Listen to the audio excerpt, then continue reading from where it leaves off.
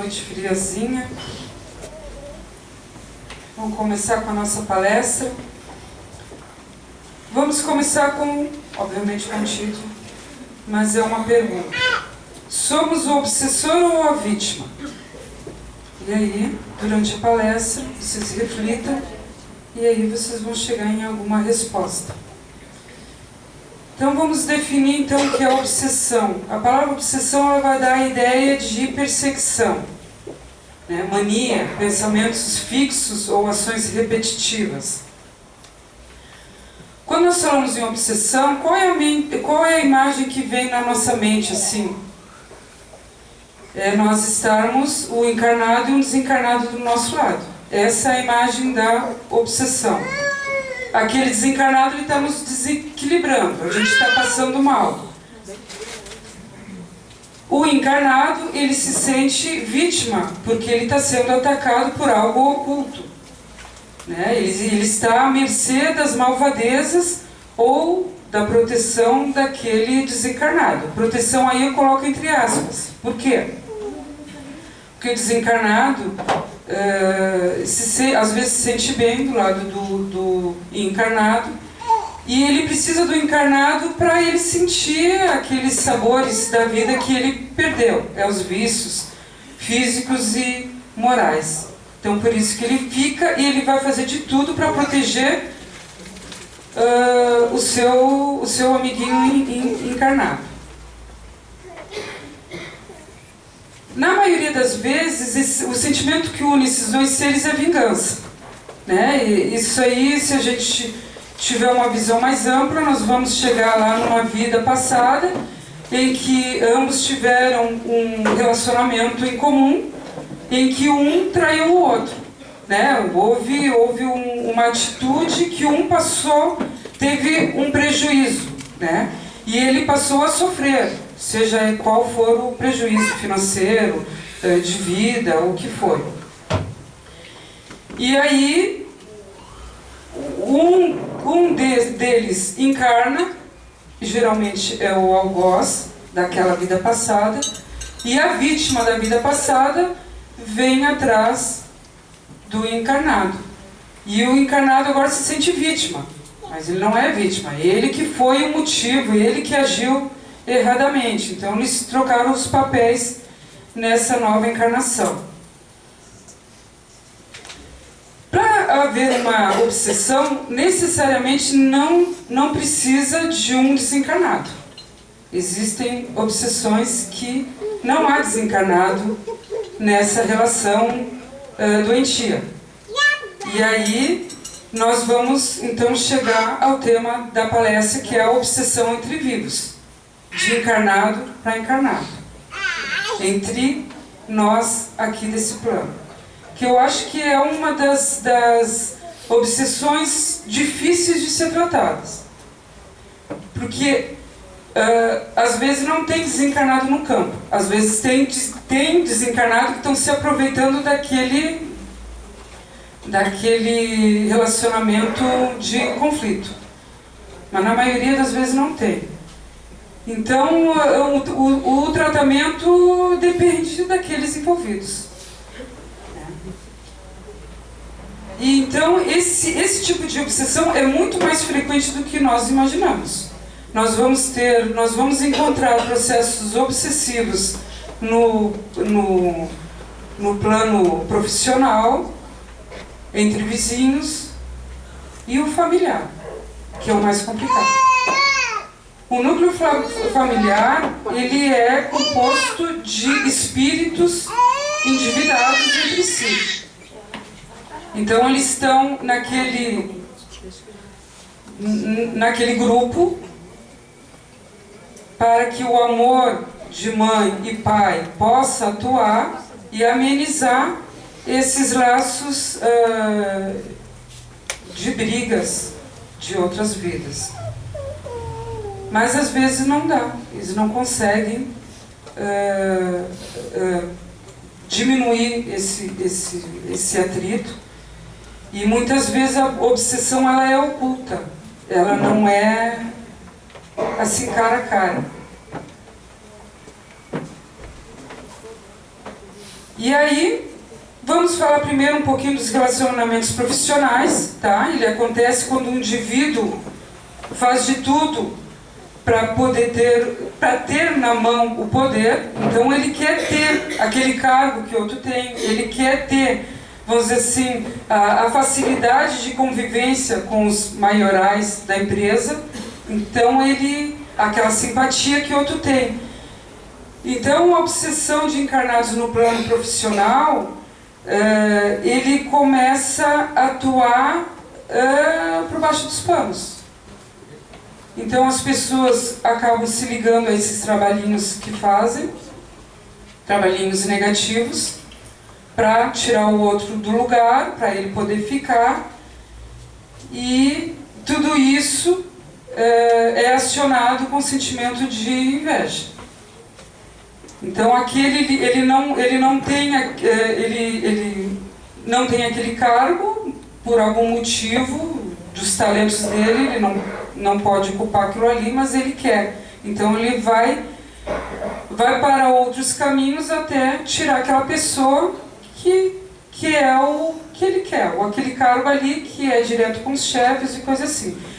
Eu acho que todo mundo já passou por isso, todo mundo sabe que é uma briga danada nesse plano, esses relacionamentos profissionais. A família, vamos chegar na família, que eu já falei que compõe de espíritos endividados. Esses laços energéticos obsessivos são construídos através do tempo, através de uma postura passiva de um ou mais integrantes da casa, enquanto que o outro se aproveita para impor a sua vontade e nutrir seus desequilíbrios. Tanto a vítima, nós vamos colocar a vítima aquele que é passivo, que não coloca limite à sua volta. Tá? Então vamos chamar essa pessoa de vítima, né? E o outro de algoz, o obsessor. Então, para que um vá atuar, vamos dizer assim, violentamente em mais de um integrante da família, precisa haver esposa, marido, filhos que abra a guarda para ele tomar conta. Esses desequilíbrios de ambos os lados, porque ambos os lados são doentes espiritualmente, tá? Esses desequilíbrios, eles são resquícios de características de personalidades anteriores.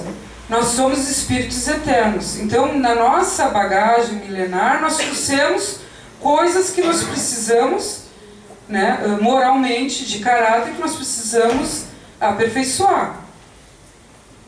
Por isso que nós viemos encarnados, porque se a gente não precisasse, a gente já era perfeitinho, a gente já estava em outros planos. Então nós necessitamos vir para nós nos melhorarmos.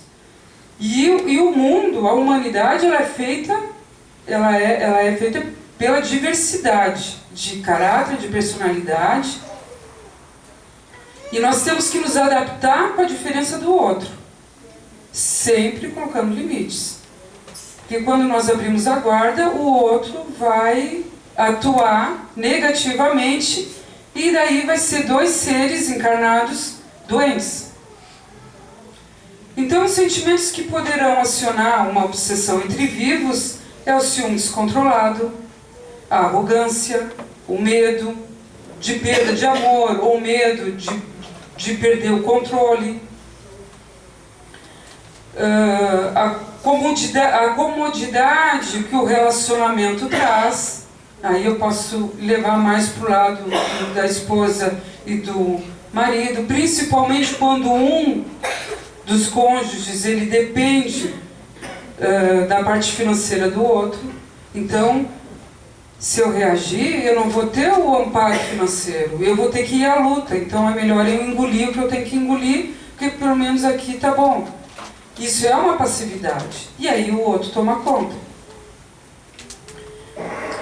Egoísmo, a rigidez de comportamento porque o outro tem uma diversidade de comportamento. E nós temos que nos adaptar a isso. Nós temos que, às vezes, falar o que tem que falar, E às vezes a gente tem que ficar quieto quando tem que ficar quieto. Essa flexibilidade que nós temos que ter em relacionamentos. E isso vale tanto para a vítima como para o algoz. A parte da vítima, a característica principal é que ela é passiva. Ela deixa o outro tomar conta. O outro pode ser o marido, esposa, pode ser filho, o que for. Ela deixou tomar conta. E o outro vai cada vez mais tomar conta do seu mundo e resolver a sua vida pelo outro. Porque ela não delimita o seu espaço. Aqui quem decide sou eu. E aí, então a vítima precisa aprender a ser mais enfática, mas sem perder a amorosidade. Tu não pode usar ser enfático ou delimitar o seu espaço, mas com violência. E aí, como eu já falei, vai prevalecer o medo. Porque daí tu vai perder certas coisas quando tu te impor. Medo de reagir, de enfrentar, medo de uma separação, medo de perder alguma coisa, perder até os filhos, e aí vai. Um quadro obsessivo entre os familiares entra cônjuges e filhos. Geralmente não há conversa harmoniosa, é aos gritos, aos berros. E eu não sei se foi Chico Xavier que uma vez falou que por que gritam quando falam? Vão conversar um com o outro. Se a gente imaginar uma briga entre casais, aquele casal se uniu por amor. Não foi por amor? Eles não tiveram um sentimento forte que fez os dois viverem juntos? Eles têm um relacionamento íntimo. E para ter um relacionamento íntimo, eu acredito que tem que ter um pouco de carinho, um pouquinho de amor. E quando a conversa, a discussão passa a ser aos gritos, o que acontece? Aquele coração, a pessoa está aqui na frente. Mas por que ela está gritando se ela está aqui na frente? Porque o coração está muito distante. Os laços que unem aqueles seres de amor, eles já estão enfraquecidos. Por isso que tem que gritar para o outro ouvir.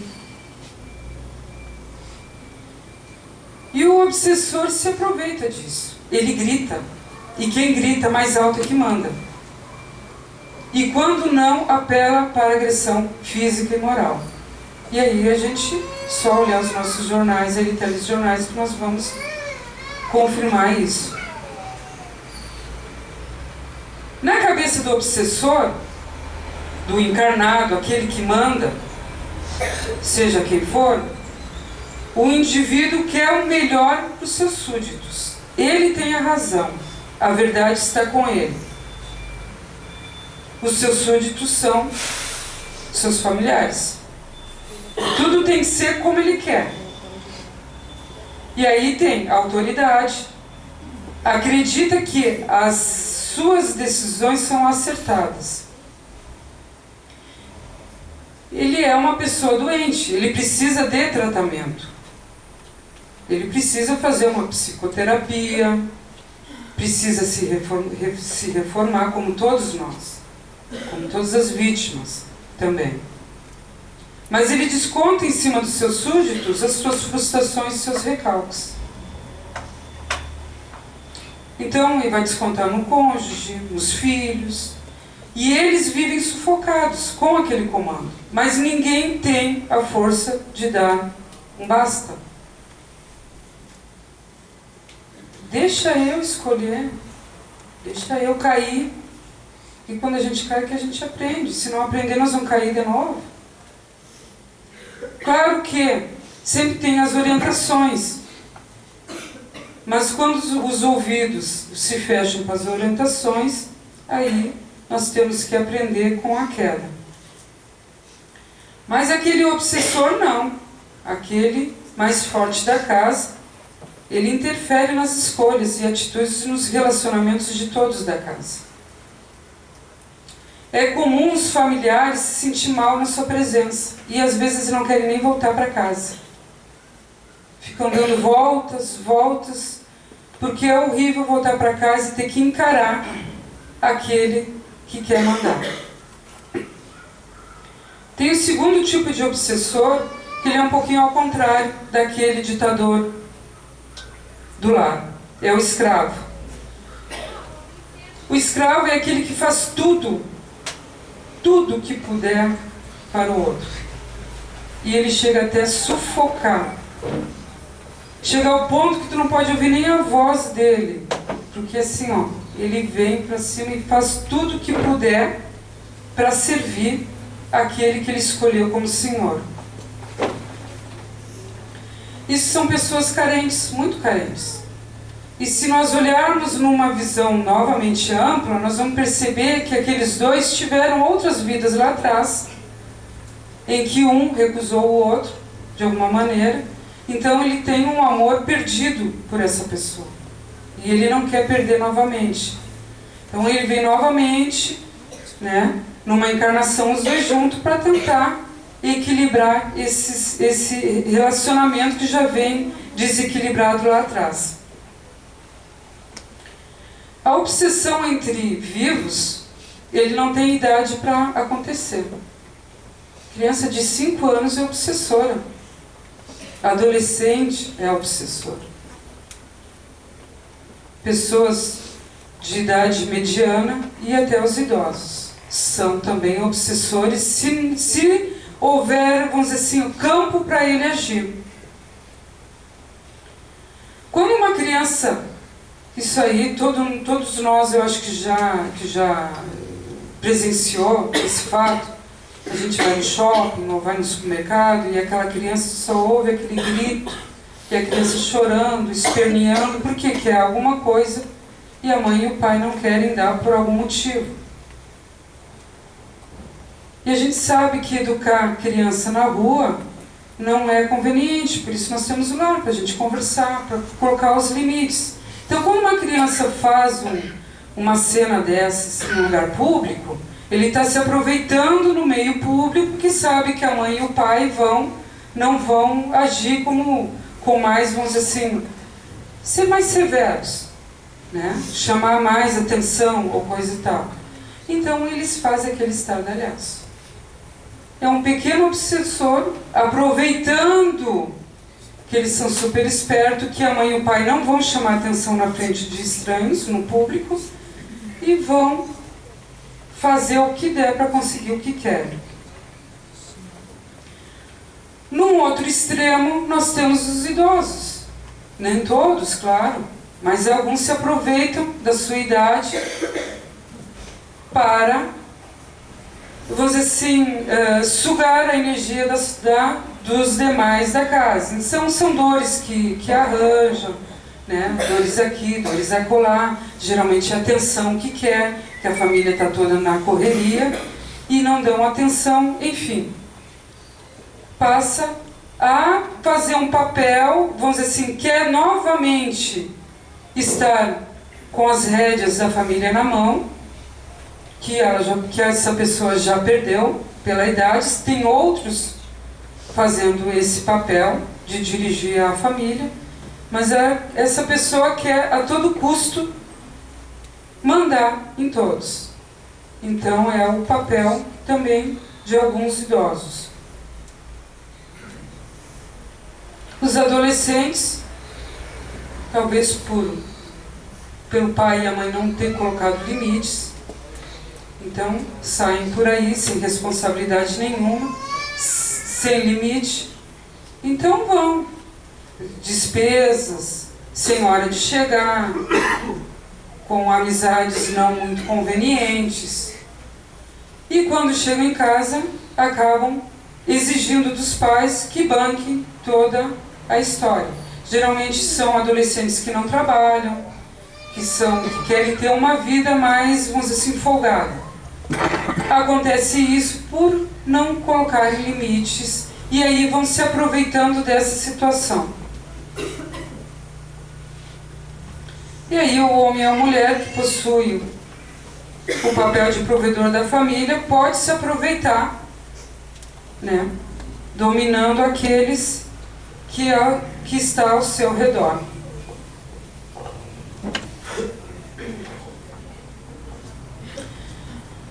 Tem os namorados e as namoradas, as esposas e os maridos, que são ciumentos, que não pode ver, se aproveitam se aproveitam da tecnologia de hoje, né? Facebook, WhatsApp, e ficam em cima a toda hora. E chega a sufocar o parceiro, porque é tudo que é. Se tiver como olhar no WhatsApp, ou olhar no seu computador o que tem registrado, porque ela precisa comprovar sua insegurança. E se ela encontrar alguma coisa, daí ela disse, viu, tinha um motivo para ser ciumento. Mas até onde esse ciúmes é doentio? Aonde está a confiança naquele que ela elegeu como seu parceiro? E isso é muito comum. Qual é o tratamento? Como eu falei, quando é uma obsessão de desencarnado para encarnado, é fácil de trabalhar. Vem um ciclo de tantas sextas-feiras na casa, dá uma reformulada no seu modo de agir, e aí com a mudança de agir o desencarnado, ele começa, pô, mas ela está diferente, essa pessoa está diferente, ela não é daquele mesmo jeito que eu conheci lá naquela vida. Chega até um ponto que ele acaba tomando outro rumo. Ou, se não tomar outro rumo, por merecimento do encarnado, ele é encaminhado para outras instâncias. Mas para encarnado, é difícil da gente... A espiritualidade trabalha. Não vou dizer que não trabalha, trabalha. Mas é difícil dizer assim, não, peraí, nós vamos fazer um trabalho. Nós não vamos fazer trabalho em mim. Trabalhinho quem tem que fazer é aquele que veio pedir socorro. E geralmente é a vítima, não é o obsessor. Não é encarnado obsessor, porque ele está numa situação confortável. A vida está como ele quer. Então a vítima veio procurar ajuda. O que ela tem que fazer? Pronto, psicoterapia, colocar para fora, ela tem que falar o que está incomodando. Ela tem que ter uma ajuda de um profissional.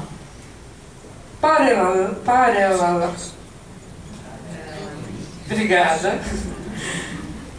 Faz um tratamento espiritual.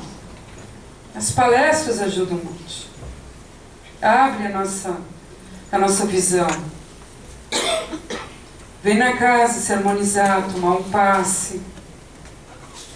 E aí a pessoa vai tirando aquela energia de fragilidade, aquela energia de falta de coragem, aquela energia que ela não coloca limite, e vai trocando por outro tipo de energia. E ela vai mudando devagarinho o seu ambiente familiar, sem violência, até que aos poucos as coisas vão chegar ao relacionamento harmonioso. Mas necessita a mudança de cada um de nós. Se a gente não disser um não, ou não disser um basta, as situações podem até agravar. Então a mensagem é essa: observe a si mesmo, observe a sua própria vida, verifique se já ocupou uma dessas posições, de vítima ou de obsessor.